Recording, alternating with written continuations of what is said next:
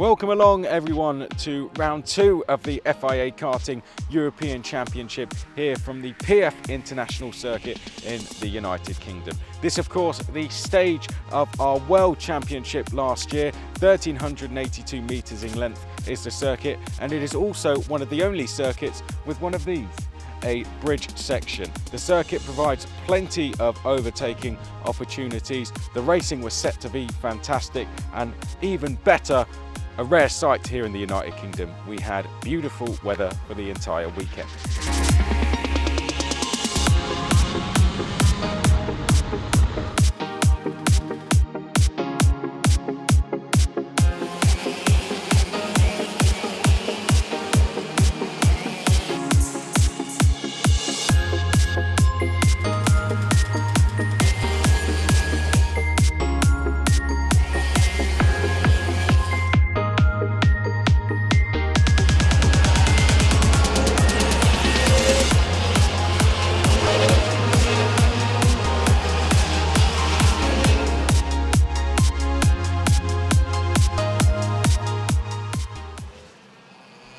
For 19 laps, the OK Junior grid would battle away for their CIK-FIA finale at PF International, with the Dutchman Dilano Van T'Hoff and the Russian Kirill Smal at the head of the field.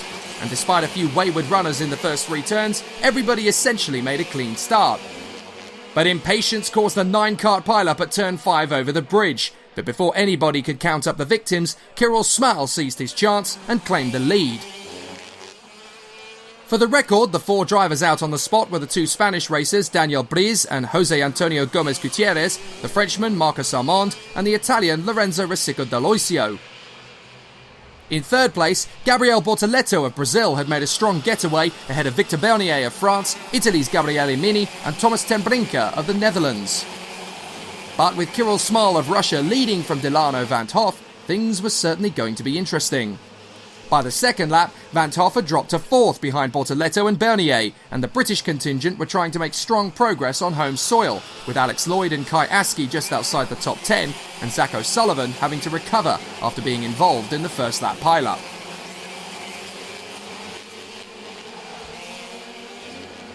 After setting the fastest lap, Bernier started his assault on second place, putting Bortoleto under severe pressure, with fellow Brazilian Rafael Chaves Camara joining the fray, tagging onto the back of ten Brinker. Then Victor Bernier made his move on lap 4 at the first hairpin and grabbed second place, stamping his authority in the battle for the victory. With things very close at the front end of the field, it was still unclear in the early stages who would make the ultimate break, but British star Alex Lloyd, making his OK Junior debut, was deep in the battle with Frenchman Yvon Mallet as they tried to close up with the leading train. And eventually, there was a dozen of them in contention. On the next lap, Gabriele Mini put his parole in on the inside line at turn 3 to overhaul Bortoleto for 4th place, leaving the leaders Smal and Bernier disappearing out front, ahead of Van T'Hoff, Mini and Bortoleto. The next move, however, was for the lead, as Bernier made his lunge on Smal into the second hairpin. Despite an immediate retaliation, the Frenchman was able to hang on and placed his Cosmic into the lead. That was the catalyst that started an intense competition for the victory involving over half a dozen racers. And every time 2 or 3 drivers battled, a few more would join the back of the crocodile. Plenty of curbs for Bernier, pushing hard, relentless in his bid for victory. Meanwhile, British local star Alex Lloyd's experience was pushing him higher and higher, as he was now a threat for the podium, moving his way up to 8th place, inside knowledge of PF International giving him plenty to do. As the leaders controlled the pace, the 2 men ahead of Lloyd were now determined to pull clear and get some distance. So for Gabriele Bortoleto and Thomas ten Brinker, the game was definitely afoot. But ten Brinker decided it was faster to be the one at the front and made his move on the next lap to go ahead of the Brazilian. He sized him up under the bridge and over the rollover, and then dug out a beautiful move into turn 5. Up the road, Dilano Van T'Hoff sensed that victory was still on the cards, and working with Kirill Smal, they set off after Bernier to cut down the gap. Alas, they weren't making the time up fast enough, and so it was becoming clear that if the Flying Dutchman was going to win, he'd need to brave out an overtake on the Russian.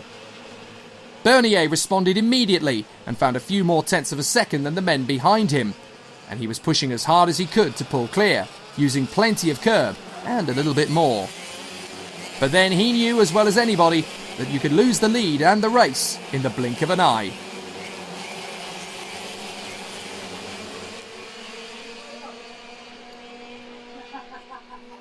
Dilano Van T'Hoff grew tired of hanging back and took the gamble. He was deciding it's now my turn to move to second. He made move after counter move, but to no avail, and now swords were drawn and Small knew what to expect. Sadly, the Russian would eventually fall out of contention though, and his race was compounded after being later disqualified for readjusting his nose cone fairing post-race. It would be a sour day at the office after all his hard work for Kirill Small. So in effect, Van T'Hoff was now second, with Mini and Ten Brinker about to switch places. Yet again, the Dutchman was eager to favour turn 5 as a passing place. And he made the move look oh so easy. His move up the inside compromised Mini, and he would lose a place to Alex Lloyd as well, now suddenly in the top 5.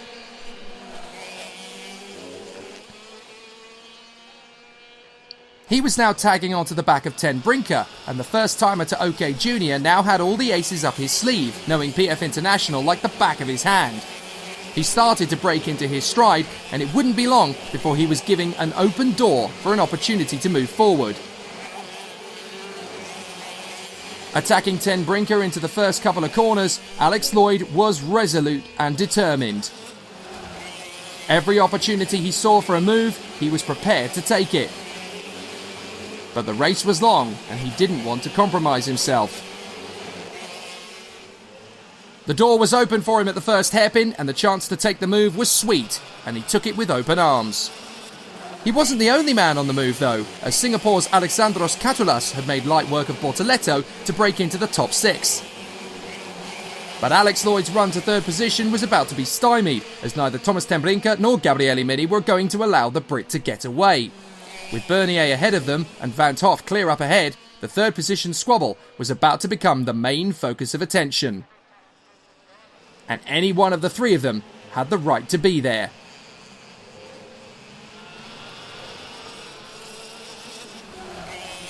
But Ten Brinker was not about to be made to look a fool, and he made his signature move work for the third time in succession to snatch back third place from Alex Lloyd. The hat-trick was oh so sweet. It took Alex Lloyd a little by surprise, and he frantically signalled to Mini behind him for assistance to grab the position back.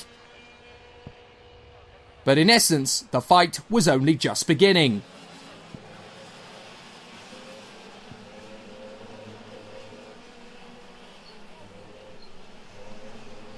As the three of them continued to battle, frustration was kicking in for the trio. On home soil, Alex Lloyd realised that time was rapidly running out to make the move back to third place. And with the leaders getting away, it really was now or never.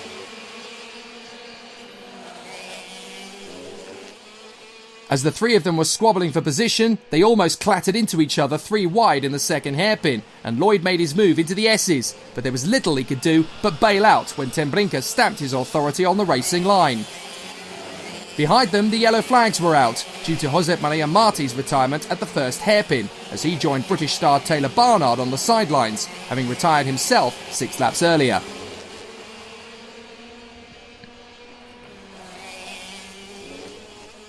But lap after lap after lap, the Lloyd, Ten Brinker and Mini battle was absolutely monstrous, with the 3 men behind now starting to reel them in. With 6 drivers all in the battle for third place, it was anybody's guess who was eventually going to get there. The last lap began with a titanic battle, as Ten Brinker led Lloyd and Mini with Katulas, Bortoleto and Chavez Camara still very close in behind. But Bernier had the race in the bag ahead of Van T'Hoff, but the final spot for the podium still up for grabs.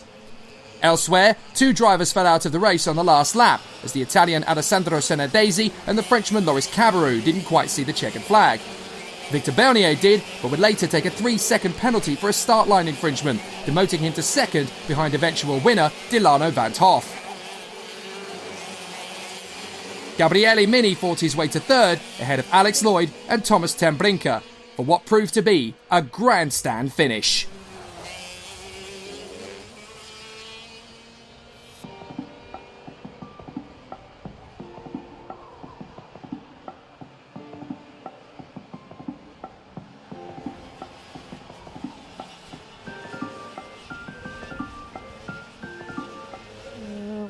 The weekend expected he was really worried because he knows it's a track difficult, and his goal was to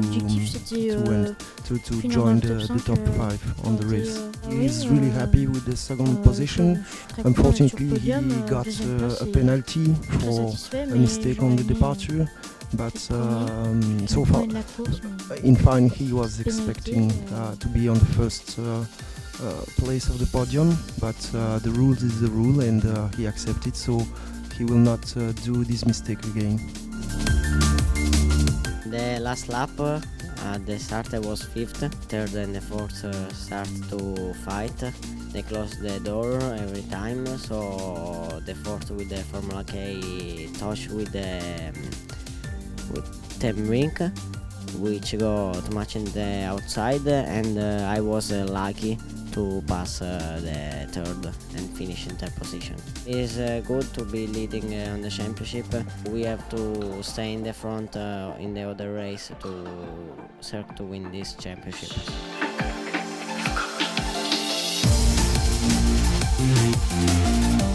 So after the juniors, it was the turn of the seniors, and starting from pole position was the Italian Matteo Michelotto after some fantastic performances in the heats. Alongside him on the front row was Hannes Janker. Row 2 was filled with Rosberg Racing's Lorenzo Travisanuto, alongside him Juho Valtonen, and then on the inside of row number 3, the reigning world champion, where he won that race at this very circuit last year, Danny Curl. Over to Jake Sanson now to talk you through the race's events.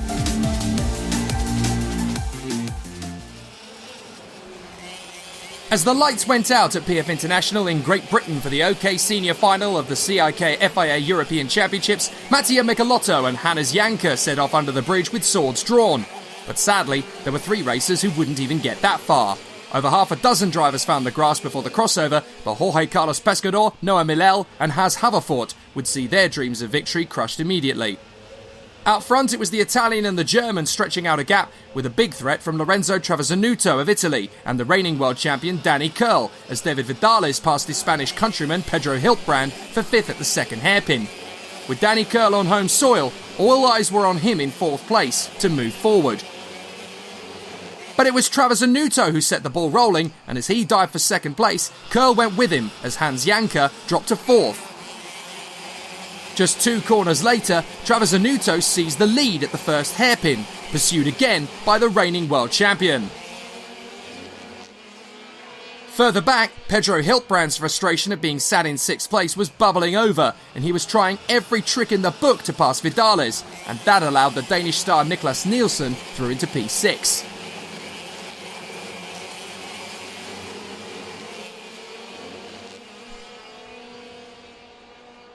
One lap later, and superior knowledge and experience of the PF International circuit saw Danny Curl make his move for the lead. Whilst behind them, Hiltbrand made his own move back through the order, having now climbed to 4th ahead of Matteo Michelotto. His next target would be Hannes Janker, who had put himself back into 3rd position on the previous lap. For 2 men, their dreams of victory ended at one of the worst points of the track, and nearly caused utter carnage. Germany's Luca Maisch and the Italian Luigi Coluccio were stranded on the flyover, a particularly awkward point for the marshals to recover the stricken KR and Birolart machines. At the same time everybody was distracted, Vidales made his move to 5th place past Michelotto. Leading the race, Danny Curl was under no illusions that this was going to be easy, with Travisanuto and Janker not far behind, and Pedro Hiltbrand now setting lightning laps in 4th place to chase the trio down. Any advantage Curl may have had soon evaporated as the Perilla engine behind him of Travasanuto started to get louder and louder as the Italian reeled in the British and world champion. On the next lap, Travasanuto struck again into the first hairpin, and despite a golden opportunity to retaliate, Curl elected to stay back in second, opting to play the long game. With Janker not far away in third position, there was an all-Spanish battle brewing for fourth place, as Hiltbrand was now being caught in turn by Vidales, whilst another British star, Oliver Hodgson, was now up to sixth place from 16th on the grid. The leading trio then set about breaking away from the rest of the pack, with Curl forever poised to take the lead back, but choosing to wait for the time to tick down. But a slight error from Curl at the hairpin meant that Janker was starting to sense a vague chance to overtake into second. But with the German unwilling to take the big risk so early on, it was allowing Lorenzo Travasanuto to extend a small gap and afford himself a slight bit of breathing space. Vidales had now caught Hiltbrand, but rather than pass him, it was now a united Spanish double act working together to decrease the gap to the triumvirate ahead.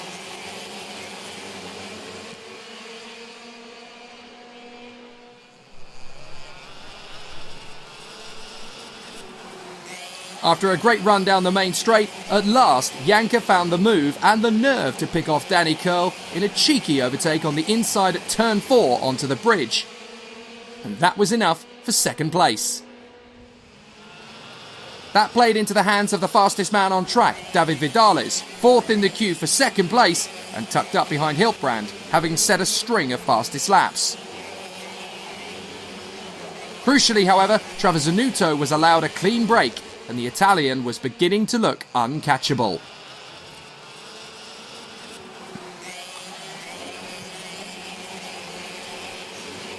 Then Hiltbrand made his bid for the podium, and with support from Vidales, both the Spaniards advanced forward.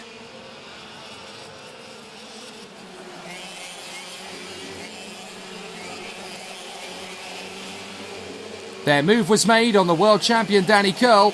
First one, and then the other, sailing past.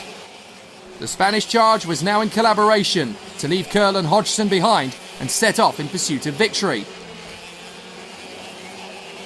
But with Oliver Hodgson closing in on them, and ahead Janker now quite a considerable way in front, it was looking untenable to get anything other than third. But Janker was chipping away at Travasanuto in the lead. But Vidales wanted to be at the front and took third position, allowing Curl a glimmer of hope for a resurgence in fifth. This also gave Oliver Hodgson extra motivation, as the gap between him and the battle for the final podium spot had steadily disintegrated. Janker was still chasing Travasanuto in the lead, but victory was now in clear sight.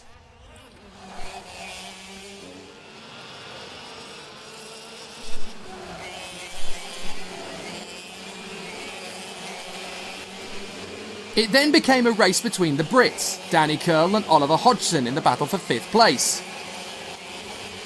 Oliver was hungry for more than a top 6 finish and decided that the world champion would be easy pickings. After setting him up down the back straight, there was a great opportunistic moment, and Hodgson knew the moment was ripe. He charged after Curl into the second hairpin and moved up to fifth in the process. But what we didn't know then was that Hodgson was just getting started.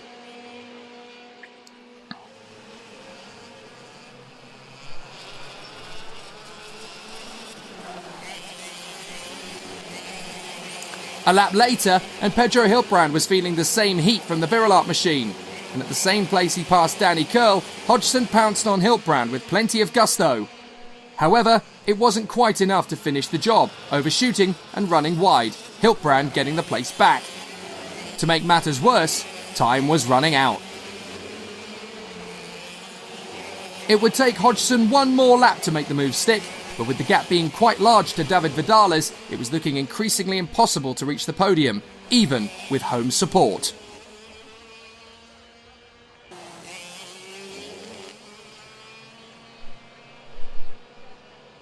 But a little way ahead, the German Hannes Janker was only 2 laps away from the finish line and catching the Italian up front.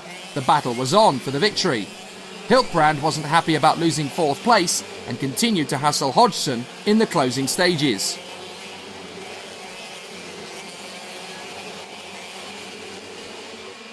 The last lap approached, and despite all of Janker's advances, there was never going to be a problem for Lorenzo Travassanuto, having led most of the way.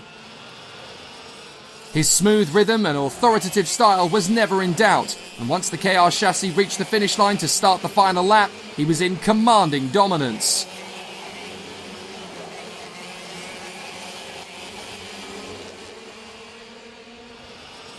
But it was clear that here at PF International on a sunny May afternoon, the KR chassis combined with a Perilla engine in the hands of Lorenzo Travassanuto was an unbeatable combination. However, tragically, post-race scrutineering would deem the Italian's kart illegal, which handed victory to the German in his wake, Hannes Janker.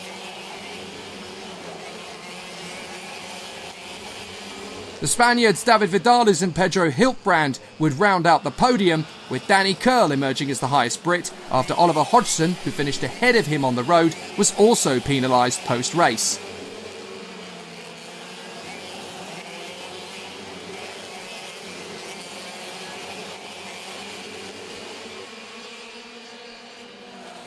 So it was a bittersweet moment for Lorenzo Travassanuto. On the road, he'd done everything he needed to do to prove he was the best on the day.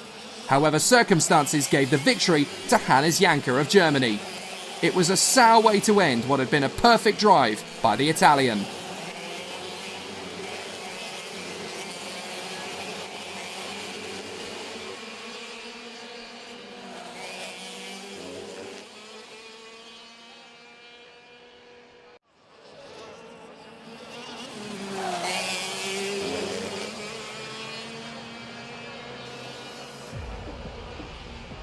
I had a good start. I was second. I stayed there, and then Travassanuto passed me.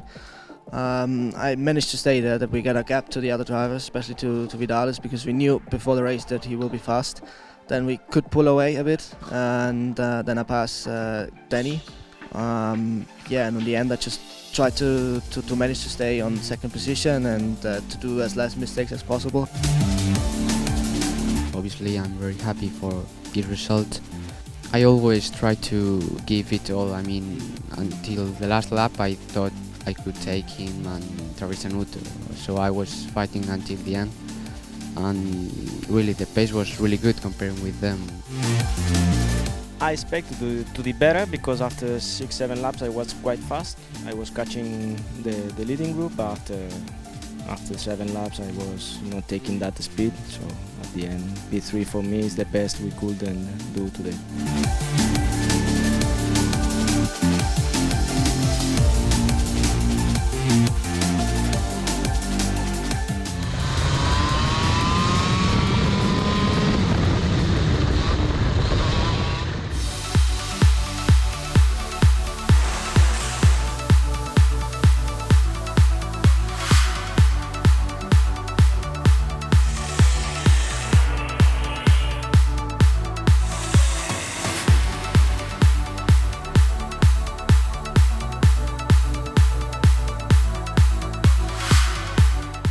So that's it here from PF International. Thank you all for tuning in. Fantastic racing as ever. Lots of drama post-race, as Jake Sanson would have explained to you there. A podium we weren't quite expecting to see when the flag first fell, but that is racing sometimes. Don't forget to tune in next time where we head to Ampfing in Germany for round 3. Thank you for watching.